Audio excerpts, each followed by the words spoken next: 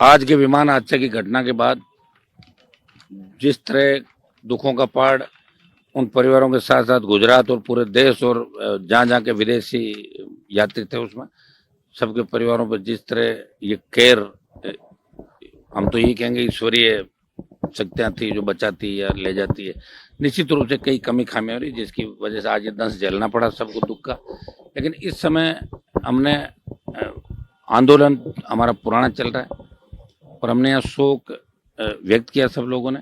यहाँ first grade की exam date आगे बढ़ाने के लिए और RS मेंस 23 की जो प्रक्रिया अभी तक पूरी नहीं हुई और 24 आयोजित कर दी, तो इसको RS की तिथि आगे बढ़ाने, दोनों मांग के साथ SI भर्ती रद्द करने और RPSC पुनर्गठन की मांग को लेकर जो लंबा धरना 50 दिन से ज़्यादा हो गया, ये धरना चल रहा है। इसमें हमने बाकी सारे आयोजन रद्द कर दिए। हमारा स्पीच भी नहीं होगा, किसी का नहीं होगा, नारेबाजी नहीं होगी। मैं पुनः सरकार से मांग करता हूँ कि इन बच्चों की तकलीफ को देखते हुए आप लोग फर्स्ट ग्रेड एग्जाम की तिथि ये 3 महीना या 2 महीना जैसा भी चाहते हैं ये बढ़ाई जाए। उस समय आपका UGC नेट का एग्जाम है और RS 23 पूरी होने के बाद ही 24 की भर्ती को चालू करें। भी RPSC के सफाई की आवश्यकता है, जल्दबाजी में एग्जाम मत करो।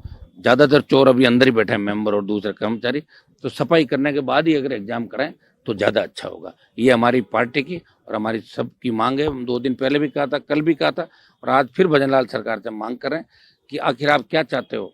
RS के एग्जाम के लिए मदन राठौड़ जो प्रदेश अध्यक्ष है, 2 उप मुख्यमंत्री है, कितने विधायकों ने चिट्ठियां लिखी, हम सड़क पे इनका साथ दे रहे हैं बच्चों का।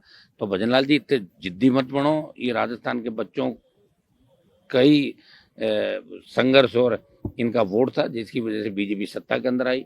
सारी बातें आप भूल गए। इन बच्चों को इस तरह सड़क पर नहीं बैठना चाहिए। इन बच्चों को आपकी वजह से सड़कों पर आना पड़ा। ये अभी टाइम है इनकी तैयारी का, ये जाके कंपटीशन की तैयारी करें।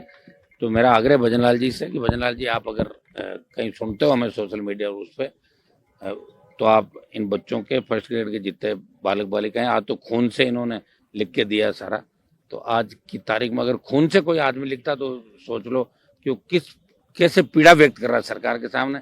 इस सरकार में संवेदनहीनता है, संवेदनशीलता नहीं है। अगर संवेदनशीलता होती तो मदन राठौड़ जी के जाने के बाद कुछ नहीं बचता। और 2 उप मुख्यमंत्री जब लिख रहे हैं तो आखिर ऐसी कौन सी मजबूरी है आपकी कि RPSC का आप एग्जाम RS का रद्द नहीं कर रहे हो। तो हमारी ये मांग है और इस दिशा में अगर आपने कुछ नहीं किया इन बच्चों के लिए तो कल हम नए सिरे से इस आंदोलन को लेके जाएंगे, सरकार पर दबाव बनाएंगे। सर 2 दिन पहले मदन राठौड़ के अध्यक्ष के द्वारा RS भर्ती परीक्षा को रद्द करने का आश्वासन दिया जाता है, लेकिन अगले ही दिन सरकार की वेबसाइट पे नोटिफिकेशन डाल दिया जाता है एग्जाम का। ये तो मदन राठौड़ जी की याद तो चलती नहीं है सरकार।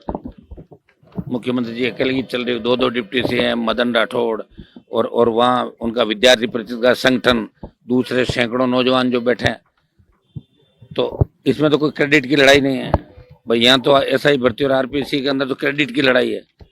फिर भी मिलना ही क्रेडिट जाएगा कहाँ। ये तो जो लड़ेगा उसी को मिलेगा क्रेडिट। जो उठ के सो गए, घरों में घुस गए, जिन्होंने दूसरे मुद्दे पकड़ लिए उनको तो क्रेडिट मिल ही नहीं सकता। वो तो SI भर्ती छोड़ के और कहीं चले गए। तो क्रेडिट तो ये उन्हीं को मिलेगा जो लड़ रहे हैं। यहाँ पे युवाओं की आक्रोश रैली के बाद दिल्ली तक हलचल तेज हो गई। प्रधानमंत्री का समय हमने मांगा है और आज अगर ये बोइंग वाली दुर्घटना नहीं होती, निश्चित रूप से आजकल में हमें समय मिल जाता। लेकिन अब हम स्थितियाँ समझ सकते हैं इस मामले को लेके। और एग्जाम RS का भी आगे हो और इसका फर्स्ट ग्रेड का भी आगे हो। और इतना कुछ होने के बाद ये तो भजनलाल, इसको मदन जी को ये जवाब देना चाहिए आखिर